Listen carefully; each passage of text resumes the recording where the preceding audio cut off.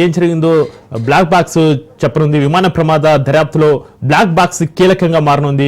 Black box లో పైలట్ల announcement private సమాచారం record అవుతాయి. ఈ నేపథ్యంలోని అహ్మదాబాద్ విమాన ప్రమాదంపై కారణాలు వెడునున్నాయి. ఇక దీనికి సంబంధించి మరింత సమాచారాన్ని మా ప్రతినిధి రాజు లైవ్ లో అందిస్తారు. రాజు, చక్రి, నిన్న అహ్మదాబాద్ లో జరిగినటువంటి ఘోర విమాన ప్రమాదం ఏదైతే ఉందో ఈ విమాన ప్రమాదంపై ఇప్పటికే దర్యాప్తు అయితే అధికారులు ముమ్మరం చేయడం జరిగింది.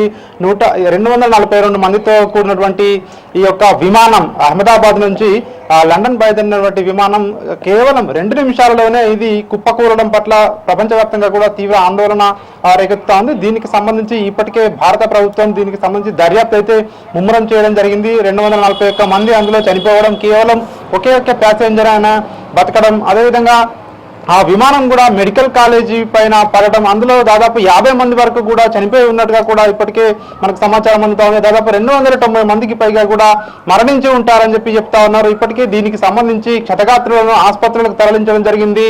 నిన్న ప్రమాదం జరిగిన వెంటనే నిన్న ప్రధానమంత్రి నరేంద్ర మోడీ గుజరాత్ ముఖ్యమంత్రికి ఫోన్ చేయడం జరిగింది. మరొకవైపు అమిత్ షా కూడా దగ్గరుండి అక్కడ ఉన్నటువంటి పరిస్థితిని సమీక్షించారు. అదేవిధంగా అక్కడ ఉన్నటువంటి సహాయక చర్యలను కూడా కేంద్ర హోంశాఖ మంత్రి అమిత్ షా అక్కడ దగ్గరుండి కూడా ఎప్పటికప్పుడు కూడా అక్కడ ఉన్నటువంటి సిచ్యువేషన్ ను ఆయన పర్యవేక్షించడం జరిగింది. ఈ రోజు ఉదయం ప్రధానమంత్రి నరేంద్ర మోడీ గుజరాత్ కు చేరుకోవడం జరిగింది. అహ్మదాబాద్ లో ప్లేన్ క్రాష్ అయిన యొక్క ప్రదేశాన్ని ఆయన దగ్గరికి వెళ్లి అక్కడ పర్యవేక్షిస్తా ఉన్నారు. దీనికి గల కారణాలను కూడా అధికారులను అడిగి తెలుసుకుంటా ఉన్నారు. మరొక వైపు దీనికి గల కారణాలను అన్వేషించేందుకు ఇప్పటికే డీజీసీఏ బృందాన్ని అక్కడికి పంపడం జరిగింది. అదేవిధంగా బోయింగ్ విమానానికి సంబంధించినటువంటి ఫెడరల్ అధికారులు కూడా అడ్మినిస్ట్రేటివ్ అధికారులు మరి కాసేపట్లోనే ఇక్కడికి రానున్నారు. విమాన ప్రమాదానికి గల కారణాలను వాళ్ళు పూర్తిగా దర్యాప్తు చేయబోతా ఉన్నారు. అదేవిధంగా ఇక్కడ మనం డీజీసీ అధికారులను చూసుకున్నట్టయితే అదేవిధంగా నిన్న వాళ్ళు రాత్రంతా కూడా అక్కడ దర్యాప్తు చేయడం జరిగింది. దీనికి సంబంధించి అసలు ఏ విధంగా జరిగింది, ప్రమాదానికి గల కారణాలు ఏమిటి అని చెప్పి కూడా విమాన రన్వే నుంచి అక్కడ ప్లేన్ క్రాష్ అయిన వద్దకు డ్రోన్ల సహాయంతో